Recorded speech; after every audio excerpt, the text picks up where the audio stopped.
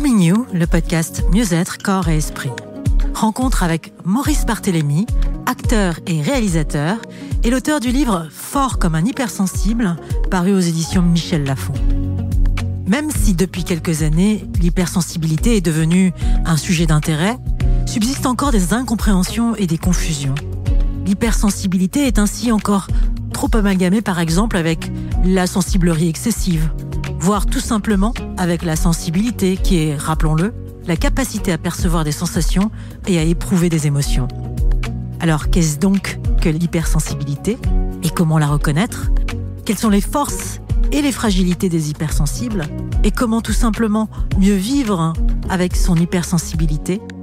Afin de mieux comprendre la nature des hypersensibles, nous recevons Maurice Barthélémy, acteur, scénariste et réalisateur bien connu du grand public. Dans son ouvrage Fort comme un hypersensible, Maurice Barthélémy livre une véritable autobiographie dans laquelle il raconte son hypersensibilité et comment elle s'est manifestée tout au long de sa vie sans qu'il puisse la nommer et même la comprendre avant l'âge de 45 ans. Je suis Amal Dadol, une simple curieuse de ce qui fait une vie bonne et heureuse.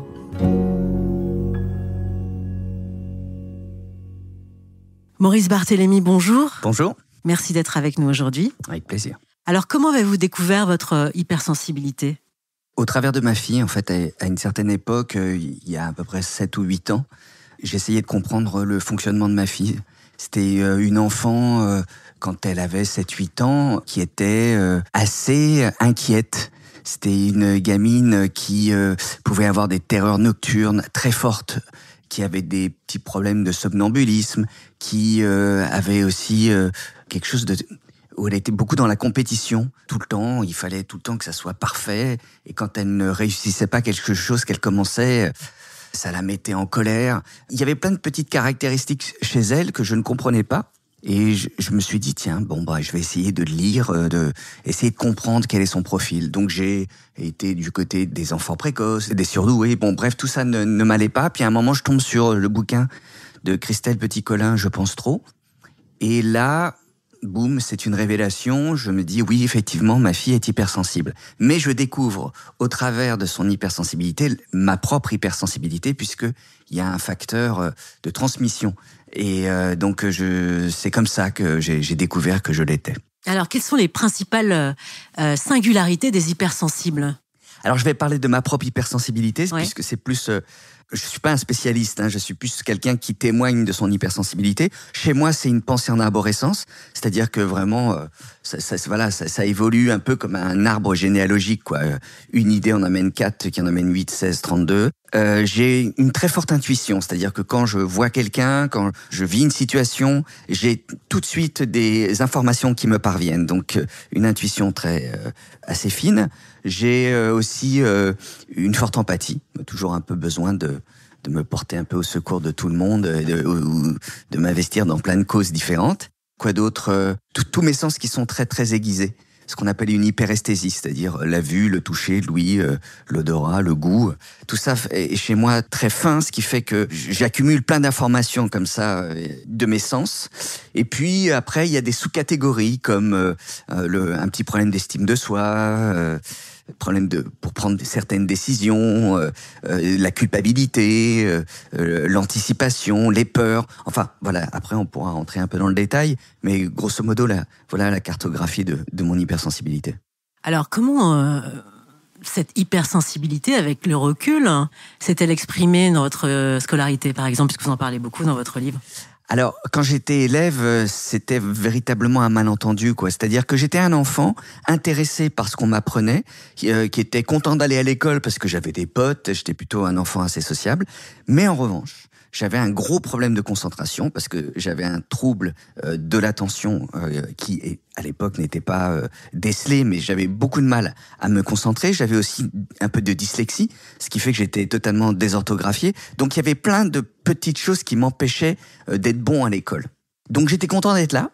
À l'oral, j'étais plutôt réactif, je posais des bonnes questions, mais dès qu'il s'agissait de me mettre à l'écrit ou de m'organiser le soir pour faire mes devoirs, c'était une cata. Donc j'ai navigué durant toute ma scolarité entre ces deux pôles, et je me suis arrangé pour ne pas redoubler, parce que redoubler pour moi c'était vraiment perdre du temps, déjà que l'école en soi, j'y voyais pas un intérêt de dingue, donc prendre une année de plus c'était inenvisageable. Donc je dirais que ça a été des années où je me suis un peu j'ai navigué, mais sans jamais trop comprendre ce que je faisais là. C'est un peu bizarre. Les profs trouvaient que j'étais un enfant un peu... ils étaient un peu vaches avec moi, parce qu'ils trouvaient que j'étais quelqu'un de pas du tout... ils disaient tout le temps, ouais, il y met pas du sien. Mais en fait, ils comprenaient pas que c'était pas un problème c'était juste un problème que j'étais dans un système qui ne me correspondait pas. Quelle a été la réponse de vos parents ? Mes parents étaient pas super sur le coup. J'ai des parents qui étaient des gens plutôt occupés, qui m'ont responsabilisé très tôt, qui étaient des anciens 68ards, un peu comme ça, un peu à la cool. Donc, voyant que je ne redoublais pas, ma scolarité n'était pas une préoccupation pour eux. Donc, ils me laissaient faire, ils me laissaient vivre. Et puis, ils voyaient bien que les notes étaient pas au rendez-vous, que j'avais souvent des remarques. Mais comme j'étais pas un enfant rebelle, je posais pas vraiment de problème. Donc, ils me laissaient grandir dans mon coin. Et ma scolarité ne leur a pas vraiment... ça n'a pas été une source de préoccupation pour eux. Et au niveau de votre interaction sociale, enfant, jusqu'à aujourd'hui, comment votre hypersensibilité a été un atout, ou alors peut-être un handicap, si on peut le... Alors moi, je dirais que quand j'étais gamin, c'était plutôt un atout, parce que j'étais un enfant assez éveillé, précoce, donc j'étais bien avec les adultes. J'avais par exemple un humour qui étonnait pas mal les adultes, parce que je leur racontais des blagues d'adultes. J'étais un enfant qui était pas mal créatif. J'étais pas mal dans... je faisais des petits spectacles, j'organisais des trucs avec mes copains. J'étais un peu dans un truc comme ça, très vif, quoi. Donc je dirais que mon hypersensibilité à cette époque-là était plutôt un atout. À l'école, ça l'était moins. En revanche, à partir du moment où j'ai commencé à vouloir devenir comédien, là, ça a été un vrai problème. Parce que justement, tout à l'heure, je parlais d'un problème d'estime de soi. Là, j'avais aucune confiance en moi. Et donc, le fait de me retrouver en audition, ou en spectacle, ou en concours, c'était vraiment un truc très compliqué pour moi. Parce que j'avais envie de faire ce métier, mais je n'avais aucune confiance. Donc, je me disais que je valais pas grand-chose. Donc, c'était difficile de passer ces épreuves-là, quoi. Par la suite, ça s'est un peu amélioré. Et dans votre vie sentimentale ? À quel moment ? Parce qu'il y a plusieurs vies sentimentales. Je dirais qu'au début, je me posais pas trop de questions, moi. J'étais plutôt un enfant très amoureux quand j'avais 12 ans. Vraiment presque passionné, quoi. Je me souviens, à l'époque, je vivais à la campagne, je faisais des dizaines de kilomètres pour aller voir mon amoureuse. J'avais le cœur, mais qui était hyper puissant. Et la première déception amoureuse a été une déception, mais qui est encore vivante chez moi. Et je pense que par la suite, je me suis construit une sorte de carapace pour ne plus autant souffrir qu'à cette époque-là. Donc, à partir de, je dirais, 18 ans, 19 ans, je crois que j'ai vécu des relations amoureuses assez... où je m'investissais pas tant que ça. Et je voulais pas trop me prendre de risques. Et c'est bien plus tard que j'ai compris que, en fait, la seule chose qui était importante, c'était de prendre des risques, quoi. Donc, petit à petit, je me suis un tout petit peu débarrassé de cette carapace. Mais il y a eu plusieurs étapes comme ça dans ma vie amoureuse. Aujourd'hui, je dirais que la vie amoureuse d'un hypersensible comme moi, elle est divisée un peu entre deux pôles. D'un côté, il y a encore ce besoin de me protéger, et donc d'avoir une vie amoureuse assez calme, posée, tranquille. Et d'un autre côté, cette peur de l'ennui et de la routine. Donc, je dirais qu'aujourd'hui, elle est un peu divisée entre ces deux pôles. Mais maintenant que j'ai passé 50 ans, j'essaye d'un petit peu moins de poser de questions et de plus me laisser porter, quoi.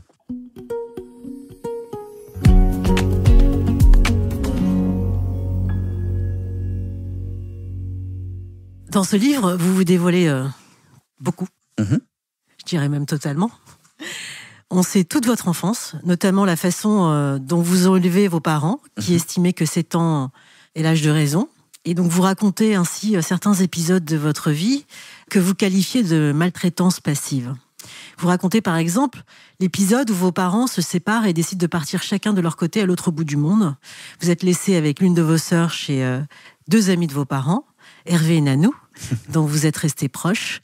Et à l'époque, vous n'aviez que 11 ans. Vous ne vous êtes jamais demandé si votre caractère ne venait pas de votre enfance folklorique et insécurisante, plutôt que d'un tempérament inné? C'est vrai, je pense que c'est les deux. Il y avait cette hypersensibilité qui était là depuis le début, mais c'est vrai qu'il y a un phénomène de résilience qui fait que d'avoir été élevé par des parents qui m'ont un tout petit peu laissé grandir sans être vraiment là, ça a déclenché forcément chez moi à la fois des troubles et des peurs et des fragilités, mais aussi des forces. Très clairement, c'est-à-dire qu'effectivement, à cette époque-là où mes parents se séparent, ma sœur et moi, on se retrouve élevés par, en tout cas, gardés par ce couple d'amis, et dans ces cas-là, on grandit très très vite. On se prenait en main totalement. Ma sœur et moi, elle me faisait à manger, elle avait 13 ans. Moi, j'allais à l'école, évidemment, tout seul. Et puis, quand il y avait une sortie scolaire, je me préparais moi-même mon sandwich. Et puis, personne ne m'accompagnait au car. Enfin, bref, j'étais devenu un petit adulte beaucoup trop tôt. Le bon côté, c'est que quand j'ai décidé de devenir acteur, je dirais que c'était pas un problème pour moi, parce que me responsabiliser, me prendre en main, je le faisais depuis l'âge de 10-11 ans. Donc ça a été, je dirais, un atout. Et puis aussi, ne rien demander aux autres, me débrouiller, faire tout par moi-même. Quand on décide de devenir comédien, c'est plutôt une vraie qualité. Bon, je dirais que par la suite, j'ai découvert aussi les faiblesses que ça a pu m'apporter, c'est-à-dire que ça m'a beaucoup insécurisé. Et puis j'aurais apprécié aussi d'avoir des parents qui soient plus en confiance avec moi, plus encourageants. J'avais des parents qui m'encourageaient pas vraiment. Ils partaient du principe que j'étais intelligent, je faisais pas trop de bêtises, j'étais capable de me prendre en main, donc on me laissait faire. Mais quand je vois l'importance, maintenant que je suis père, de dire à son enfant tu as des talents, tu as des qualités, tu vas y arriver, c'est ce que j'essaye de faire avec ma fille, Et je pense que ça l'aide d'avoir un père et une mère qui la poussent. Moi, j'ai pas eu ça. Je pense que ça m'a manqué. Quelle relation entretenez-vous aujourd'hui avec vos parents ? Alors, j'ai plus mes parents. Mon père est parti en 2008 et ma mère en 2013. Mais je suis très apaisé avec eux. J'ai fait une thérapie, ça m'a permis de mettre à jour ce phénomène de maltraitance passive. Moi, je leur en veux pas parce qu'ils ont fait comme ils ont pu. Mon père n'avait pas eu de père, ma mère n'avait pas eu de mère, donc ils ont un peu improvisé leur rôle de parents. Et puis eux-mêmes étaient hypersensibles et ils ont fait vraiment avec leur bagage. Voilà. Alors ils n'ont pas été parfaits, mais par ailleurs, ça a plutôt été des parents intelligents, aimants. Et effectivement, il y a eu des dysfonctionnements. Mais non, moi je suis aujourd'hui très apaisé avec eux et ils ont fait ce qu'ils pouvaient.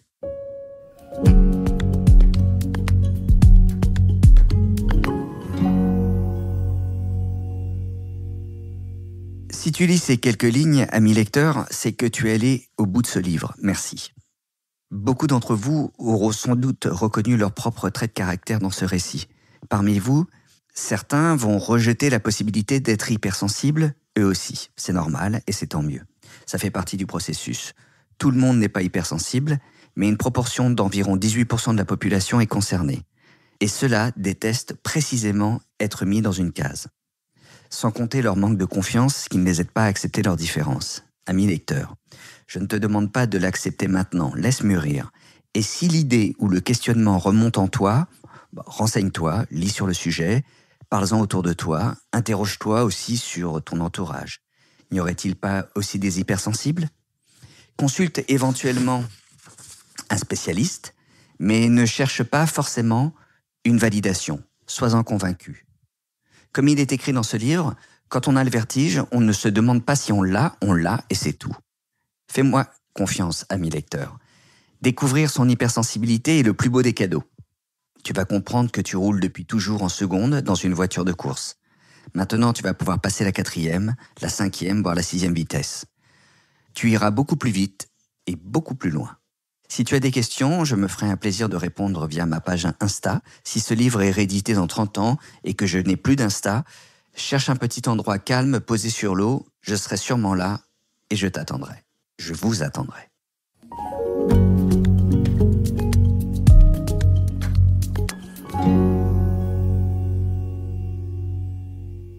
Alors Maurice Barthélémy, vous venez de nous offrir la lecture d'un passage de votre livre. Pourquoi avez-vous choisi cet extrait ? Je ne sais pas, je dirais que souvent, je commence les livres par la fin. Et même les revues, par exemple, ou les journaux, je ne sais pas pourquoi. Alors peut-être parce que les pages culture sont souvent à la fin, mais c'est un réflexe d'hypersensible que j'ai, c'est de lire les dernières pages. Donc c'est peut-être la raison.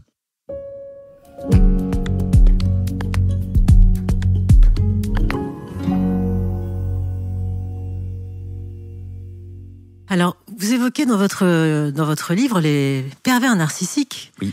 Vous écrivez ainsi qu'il existe une frontière assez ténue entre l'hypersensible et le pervers narcissique, et qu'il n'est pas rare que les pervers narcissiques soient des hypersensibles qui ont basculé du côté obscur de la force. Alors, pourquoi existe-t-il ce lien entre les pervers narcissiques et les hypersensibles ? D'où ça vient ? Alors je ne sais pas, il faudrait demander à des spécialistes. Moi, mon analyse, c'est que, en fait, je dirais que l'hypersensible est attiré par le manipulateur parce qu'il a envie de le sauver, parce qu'il voit cette part d'ombre en lui et que l'hypersensible a envie de l'aider. Et puis, le manipulateur voit chez l'hypersensible, je dirais, le bon client, quoi. C'est-à-dire que il perçoit tout de suite les failles de l'hypersensible. L'hypersensible ne se méfie pas. Et puis, il sait que l'hypersensible est plutôt quelqu'un qui va beaucoup donner, qui va beaucoup lui apporter. Et donc, je dirais qu'il y a une association qui est assez courante entre manipulateur et hypersensible. C'est regrettable. Moi, je l'ai découvert assez tard. Mais ça m'a permis aussi de mieux me connaître. Donc, aujourd'hui, je ne regrette pas d'avoir vécu ça, parce que même si ça a été douloureux, même si ça a été compliqué, je ne regrette pas parce que ça m'a vraiment aidé à mieux me connaître. Donc je dis pas qu'il faut absolument vivre une expérience de manipulation pour pouvoir être plus heureux par la suite, mais moi ça a été mon parcours. Et c'est vrai que j'ai constaté qu'il y avait beaucoup d'hypersensibles qui se retrouvaient en relation, que ce soit professionnelle ou affective, avec des manipulateurs ou manipulatrices. Bon, c'est un petit peu notre boulet, mais moi je ne regrette pas. Je ne regrette pas, même si ça a été compliqué. Quelles ressources avez-vous déployées pour pouvoir vous sortir de cette relation ? Des monceaux d'énergie, parce que quand on se retrouve face à un manipulateur ou une manipulatrice, en fait, la première chose, c'est qu'on n'a plus aucune énergie, parce qu'on en dépense tellement pour pouvoir essayer de maintenir un équilibre que quand on sort d'une relation avec un pervers narcissique ou une pervers narcissique, on est complètement vide. Et ça, c'est très compliqué de récupérer de l'énergie, de récupérer de l'estime de soi, de l'autonomie de pensée, parce que on est une coquille vide. Donc ça, c'est très compliqué. Mais je dirais que plus on fait un travail sur soi, en essayant de comprendre pourquoi est-ce qu'on est tombé dans cette relation-là, plus on découvre des qualités qu'on avait complètement mises sous l'oreiller, et plus on découvre des choses positives de nous-mêmes, plus on regagne de l'estime de soi. Donc, je dirais qu'au départ, le chemin est très lent, parce que... Mais après, il y a un côté exponentiel qui fait que, boum, tout d'un coup, pouf, ça démarre, et on retrouve à très vite un équilibre. Mais ça a été très long. Quel a été le rôle de votre entourage dans cette expérience ? Au départ... Quand ils ont vu que j'étais en train de me renfermer sur moi-même, de me couper à la fois de ma famille, de mes amis, ils ont laissé faire. Et ils ont eu raison, parce qu'en fait, il faut pas essayer de rentrer en conflit avec quelqu'un qui est manipulé. Il faut lui dire, on est là, et quand tu auras besoin de nous, on sera là. C'est important qu'il y ait peut-être une ou deux personnes qui viennent en contact de la personne manipulée en lui disant, tu te rends compte que tiens, t'es moins joyeux qu'avant, ou tu vois moins de monde, ou sans être forcément dans le reproche, mais dans la comparaison de ce qu'il vivait et de ce qu'il était avant. Mais en tout cas, d'être là, en se disant, nous, on sera toujours là, on ne t'en veut pas, parce que tu vis ta propre expérience, et si tu as besoin de nous à un moment ou à un autre, on sera là. Donc je dirais que c'est comme ça qu'a fonctionné à la fois ma famille et mes amis. Mais et puis effectivement, ils m'ont laissé faire mon propre cheminement. Et à un moment, je me suis rendu compte qu'effectivement, je m'étais coupé de tout et qu'il était temps que je récupère un tout petit peu le chemin que j'avais. Que je m'étais éloigné de mon propre chemin, quoi. Voilà. Que pensez-vous de la comparaison qui est souvent faite entre les hypersensibles et les hauts potentiels ? Oui, alors oui, effectivement, je pense qu'il y a beaucoup de hauts potentiels qui sont hypersensibles. Mais moi, je me méfie pas mal de ce débat haut potentiel et hypersensibilité, parce qu'en fait, je veux pas trop mêler l'intelligence à ça. C'est la raison pour laquelle j'ai appelé mon bouquin Fort comme un hypersensible. C'est que moi, je pars du principe que je suis hypersensible. Je m'en fous un peu de savoir si je suis haut potentiel. On me l'a dit, mais bon, ça me préoccupe pas. Pour moi, ce qui compte, c'est mon hypersensibilité et pas mon intelligence. Mon intelligence, elle est là. Ouais, c'est cool, c'est bien, tant mieux. Mais j'en fais pas un fer de lance. J'en fais pas un moyen de me présenter, quoi. Surtout que je suis assez d'accord avec Fanny Nussbaum quand elle dit que l'intelligence est une question de contexte et pas forcément de synapses ou de neurones. Et que en fait, quelqu'un qui est dans le bon contexte devient performant. Ça, j'y crois beaucoup.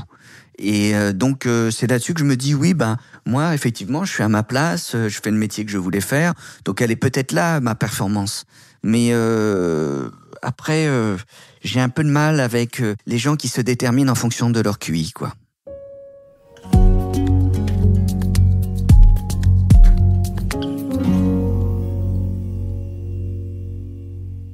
Quel conseil donneriez-vous à un hypersensible pour mieux canaliser son anxiété, son stress, son mal de vivre ?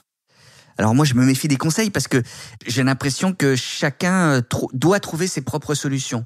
Moi, je dirais juste que pour moi, en fait, j'ai eu une chance de découvrir très tôt, très vite, ce que je voulais faire dans ma vie. C'est-à-dire, je voulais être au départ comédien. Puis après, je me suis orienté vers la mise en scène parce que ça me correspondait encore plus. Mais je dirais que j'ai eu cette chance de très tôt comprendre qu'il fallait que j'aille dans cette voie. En fait, je sais pas quel conseil je pourrais donner, si ce n'est de se débarrasser de deux choses importantes, la culpabilité et les peurs. La culpabilité, c'est se dire je vais décevoir ma famille si je choisis cette voie. Qu'est-ce que vont penser les gens de ce choix-là ? Elle est là, la culpabilité, déjà sur le choix de sa voie, quoi. Est-ce que je vais décevoir mon père qui pensait que j'étais fait pour aller à Sciences Po et puis finalement non. Bon, bref, il faut penser à soi et se dire qu'est-ce qui est le mieux pour soi. Et puis les peurs, c'est est-ce que je vais être à la hauteur ? Est-ce que je vais trouver ma voie en choisissant ce parcours ? Est-ce que je vais être bon ? Non, puis ça, il faut oublier ça. En fait, à partir du moment où on sait qu'on est fait pour quelque chose, allez, il faut y aller. Et il faut pas avoir peur des difficultés qu'on va rencontrer. Et il faut arrêter d'anticiper. Donc, je dirais, oui, pour un hypersensible, débarrasse-toi des culpabilités. C'est ce qui t'handicape le plus. Et puis surtout les peurs, arrête d'anticiper, arrête de tout prévoir à l'avance. C'est important de se protéger un peu, mais c'est aussi important de lâcher prise et de voir ce qui va se passer. Alors, vous racontez aussi votre expérience de papa auprès de votre fille hypersensible Tess, qui doit être aujourd'hui une adolescente. Quels conseils donneriez-vous, si tant est que vous ayez des conseils à donner, aux parents qui ont des enfants hypersensibles ? Alors, moi, je leur dirais, ce qui compte, c'est vraiment de bien cerner le profil de votre enfant. Parce que il y a plein d'hypersensibilités. Il y a des hypersensibles introvertis, il y a des hypersensibles extravertis. Il y a des enfants, effectivement, très sensibles et qui vont être, comme ça, très émotifs. Et puis, il y en a d'autres qui sont totalement... on va penser qu'ils sont pas sensibles, mais en fait, ils sont tellement défendus qu'ils expriment très peu leurs émotions. Il y a toutes sortes d'hypersensibilités. Donc, le premier conseil que je donnerais aux parents, c'est de comprendre quelle est l'hypersensibilité de leur enfant. Et puis surtout, se dire que s'il réagit de façon trop forte, s'il est angoissé, c'est pas qu'il est casse-couille, c'est qu'il manifeste quelque chose qui est un mal-être. Donc, il faut essayer de comprendre d'où vient ce mal-être. Pourquoi est-ce qu'il est aussi agité ? Pourquoi est-ce qu'il a du mal à se concentrer ? Et essayer de l'aider plutôt que de le culpabiliser en lui disant « Oh, t'es trop agité, t'es un enfant capricieux, t'es un enfant pas concentré ». Et moi, je pense que ça m'aurait beaucoup aidé que mes parents me disent pourquoi est-ce que t'es un enfant aussi agité, quoi. Ça m'aurait rassuré de me dire que mes parents se posent la question plutôt que d'essayer à tout prix de me dire allez, calme-toi, tu fais ton intéressant. Ça, c'était la phrase qu'on me disait tout le temps quand j'étais gamin. Et donc, je dirais comprendre son enfant et lui dire ok, on sait que ce que tu vis au quotidien n'est pas facile à vivre et on va essayer de t'aider à trouver des solutions. Voilà, c'est un conseil un peu vague, mais c'est un petit conseil.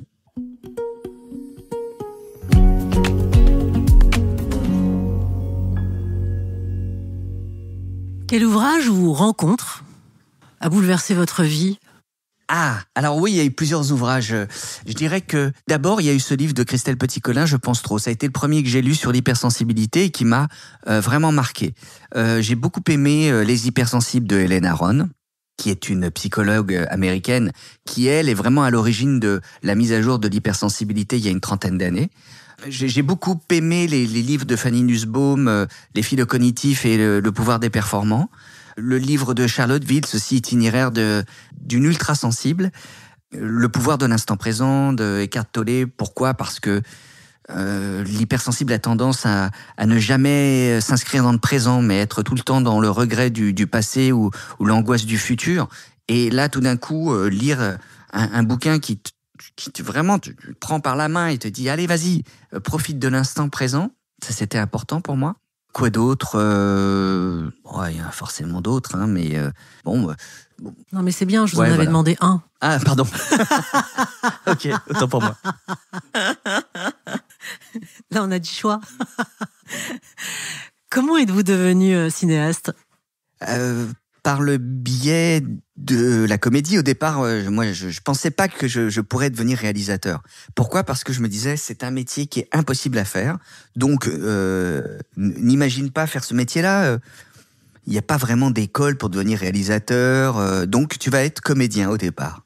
Donc, voilà, t'es plutôt un gamin qui est plutôt plein d'imagination, qui n'a pas vraiment peur de s'exprimer ni de se montrer en public. Donc, deviens comédien.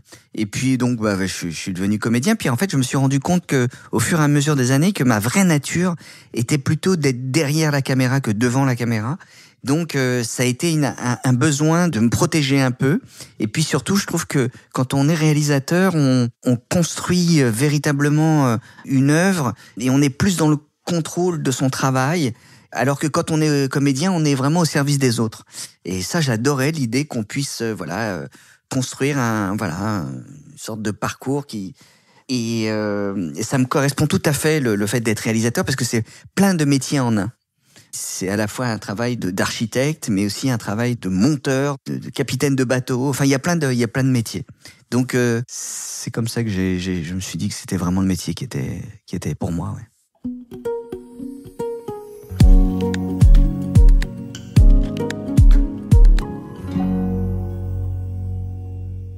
En quoi croyez-vous ?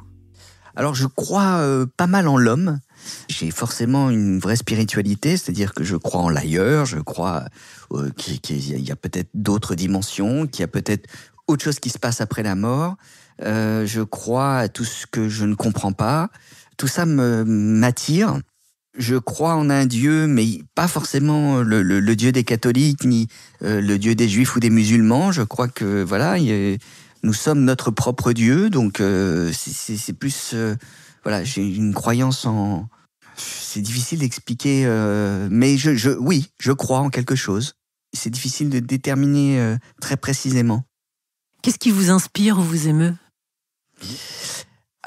Alors, je suis très ému par les parcours des personnes qui ont réussi à se transformer eux-mêmes. Souvent, je suis ému par... quelqu'un qui, alors je vais vous dire carrément n'importe quoi, mais quelqu'un qui au départ de sa vie est issu d'un milieu très modeste et qu'on n'a pas aidé au départ et qui tout seul va se mettre à lire, va se mettre à découvrir les choses et à dépasser totalement le milieu de quel il est issu. Tout ça, c'est des parcours qui m'émeuvent. Je suis ému par une image à la télévision, une naissance, ou je peux être ému par par des tout petits détails de la vie quotidienne. Je suis ému par l'amour qu'on peut m'apporter, par un coup de téléphone juste pour savoir comment ça va. Je suis ému par à la fois des choses fondamentales et des détails. Qu'est-ce qui vous effraie ? J'essaye au maximum aujourd'hui de ne plus avoir peur. Même si on est effrayé par les images qu'on peut voir de l'Ukraine, même si on est effrayé par de voir comment est-ce que l'environnement se détériore, j'essaye de ne plus me dire « Ah merde, c'est horrible », mais juste de me dire « Qu'est-ce que je peux faire ?» C'est-à-dire de ne plus être dans la réaction je vais être éprouvé par des images, mais de tout de suite les remplacer par qu'est-ce que je peux faire. Qu'est-ce que je peux faire en voyant les images de l'Ukraine? Qu'est-ce que je peux faire au quotidien pour essayer de combattre ce problème lié au climat et à la détérioration de la planète? Qu'est-ce que je peux faire plutôt que d'être effrayé? Qu'est-ce qui vous indigne? L'injustice. J'ai un gros problème avec l'injustice. Donc je suis totalement tout le temps sur... ça c'est un truc d'hypersensible. Je suis tout le temps en réaction sur l'injustice. Mais ça peut être la plus petite des injustices. Je sais pas, quelqu'un qui passe devant moi dans une file d'attente, ça peut m'indigner et me rendre dingue. Un garçon de café qui me parle pas bien. Mais c'est aussi tout ce qui nous entoure. Cette montée de la pauvreté en France par exemple. Oui, tout ça m'indigne. Mais de toute façon, tout m'indigne. C'est ça le problème que j'ai. Et c'est pour ça que j'essaie de développer au maximum cette réaction, de me dire qu'est-ce que je peux faire, plutôt que de me mettre en colère. Qu'est-ce qui vous fait du bien ? Ce qui me fait du bien, c'est de trouver un truc au quotidien qui peut être mais vraiment ridicule. Alors ça peut être croquer dans une nectarine, fraîche. Il fait hyper chaud. Ça va me faire du bien pendant 3-4 secondes, mais ça va être voilà. Ce qui me fait du bien, c'est faire du sport. J'essaye aujourd'hui de passer par des choses très concrètes. Qu'est-ce qui va me faire du bien quand, par exemple, on a traversé une période où il faisait très très chaud. Ça va être de me mettre la tête sous l'eau froide du robinet. Et là, je vais éprouver un plaisir qui va durer 10 minutes, mais ça va me faire du bien. Aujourd'hui, j'essaye d'aller vers des plaisirs très très très très simples et assez immédiat. Votre mantra ou la phrase que vous vous dites pour vous faire du bien? Je dirais, n'essaye pas de trouver un sens à ce que tu fais, parce que ce que tu fais, ça a déjà du sens. Voilà. Donc, ne pas être dans une quête éternelle essayer de donner du sens à ce qu'on fait, Mais le sens, c'est... tous les jours, on est en train de donner du sens à ce qu'on fait, donc voilà. Eh bien, merci Maurice. Avec plaisir.